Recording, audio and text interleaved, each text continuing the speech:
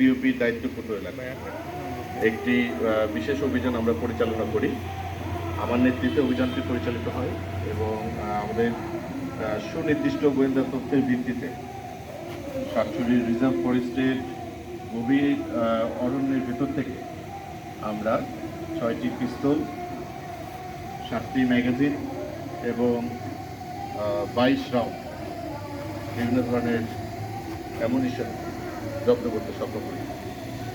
প্রাথমিক তথ্য অনুযায়ী আমাদের কাছে যে তথ্য আছে সেটা হচ্ছে ডাকাতি বা অন্যান্য সন্ত্রাসী বা নাশকতামূলক কর্মকাণ্ড করার জন্য এই অস্ত্রগুলো এখানে পুঁতে রাখা হয়েছিল।